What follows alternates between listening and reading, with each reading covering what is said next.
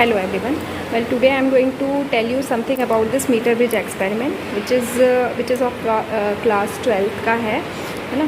तो इस एक्सपेरिमेंट का सबसे पहले मैं सर्किट डायग्राम आप लोग को समझा देती हूँ, है ना। यहाँ पे आपके पास AC जो है वो 1 मीटर आपका क्या है, वायर है, ठीक है। ये आपकी बैटरी है जिसका एक आपका पॉजिटिव टर्मिनल है, एक निगेटिव टर्मिनल है। यहाँ पर दो गैप छूटे हुए हैं, दो क्लैम्प के बीच में गैप छूटा हुआ है M एंड N। तो यहाँ पर हम रेजिस्टेंस बॉक्स, RB का मतलब होगा रेजिस्टेंस बॉक्स, हम कनेक्ट करते हैं, ठीक है। बीच में एक पॉइंट है जहाँ से गैल्वेनोमीटर कनेक्टेड है। S जो है, this one is your S आपका क्या है, S इज़ अननोन रेजिस्टेंस। तो ये फ्रॉम दिस एक्सपेरिमेंट, ये जो एक्सपेरिमेंट का हमारा एम है वो अननोन रेजिस्टेंस की वैल्यू को आपको क्या करनी है, फाइंड आउट करनी है इस एक्सपेरिमेंट के बेसिस पे, है ना। तो जैसे कि सभी जानते हैं कि व्हीटस्टोन ब्रिज के प्रिंसिपल पे हमारा मीटर ब्रिज काम करता है। तो व्हीटस्टोन ब्रिज मतलब यानी आपका जो प्रिंसिपल है, आपका जो दो उसकी आर्म्स होती है P/Q = R/S। ये आपका बेसिक जो प्रिंसिपल होता है, उसकी आर्म की जो ब्रांचेस होती हैं ब्रिज के फॉर्म में होता है ना। तो ये इसका प्रिंसिपल होता है बेसिकली, है ना, कि आपकी रेजिस्टेंस का जो रेशियो होगा दैट विल बी इक्वल।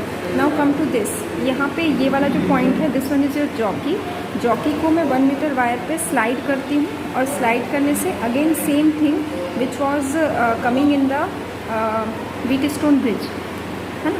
तो ये आपका यहाँ से फिर मैं वैल्यू को फाइंड आउट कर सकती हूँ। एपरेटस पे आते हैं तो आपके पास ये रेजिस्टेंस बॉक्स है। रेजिस्टेंस बॉक्स का मैं प्रिंसिपल आपको बताती हूँ। ये आपकी बैटरी है, गैल्वेनोमीटर है, और ये आपकी जॉकी है, ठीक। तो रेजिस्टेंस बॉक्स का सबसे पहले मैं समझा देती हूँ, उसके पहले सर्किट डायग्राम। तो सर्किट डायग्राम आपका ऐसा है कि जैसे कि मैंने 2 टर्मिनल लिए थे, बेटर है कि आप उनको नाम दे दीजिए। जैसे ये A है, अगर आपके सर्किट डायग्राम में ये वाला पॉइंट A है, तो इस A से मैंने बैटरी के पॉजिटिव टर्मिनल को, और जो लास्ट पॉइंट हमारा C है, C को मैंने बैटरी के निगेटिव टर्मिनल से कनेक्ट किया है, ठीक है। Now come to the resistance box. तो रेजिस्टेंस बॉक्स में जैसे इस तरीके से नॉब आपके लगे हुए हैं, तो जो नॉब आप क्या कर देते हैं, ओपन करते हैं। जिस नॉब को आप ओपन कर रहे हैं,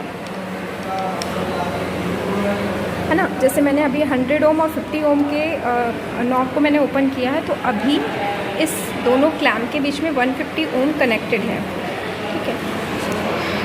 उसके बाद ये तो आपकी अननोन रेजिस्टेंस की वैल्यू है, और हमारा सर्किट कंप्लीट है। Now just I have to do is that कि जैसे ही मैं इस जॉकी को इसके ऊपर स्लाइड करती हूँ, तो देखिए गैल्वेनोमीटर मेरा डिफ्लेक्शन दे रहा है। और ये डिफ्लेक्शन ऐसा होता है कि जैसे ही आप जॉकी को एक तरफ मूवमेंट लाएंगे तो डिफ्लेक्शन आपका एक तरफ शो करेगा, यानी may be it may be clockwise deflection. और जैसे ही जॉकी को आप दूसरी तरफ लेकर आते हैं, वो एंटी क्लॉकवाइज डिफ्लेक्शन देगा। एम ये है कि आपको इस जॉकी को स्लाइड करते हुए वो पॉइंट आपको फाइंड आउट करना है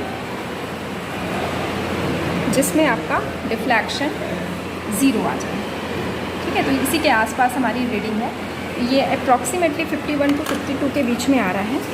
तो यहाँ से जो कि हमारा ये फॉर्मूला था, L यानी 52 लिया मैंने, 1 मीटर के स्केल में 52 सेंटीमीटर वाले पॉइंट पे मेरा जो डिफ्लेक्शन है, गैल्वेनोमीटर में डिफ्लेक्शन 0 हो रहा है। तो 100 - L मतलब इट बिकम 40।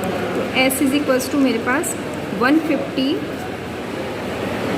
× 48 divided by 52। यहाँ से आप कैलकुलेशन करके S की वैल्यू यानी अननोन रेजिस्टेंस की वैल्यू फाइंड आउट कर सकते हैं। Thank you.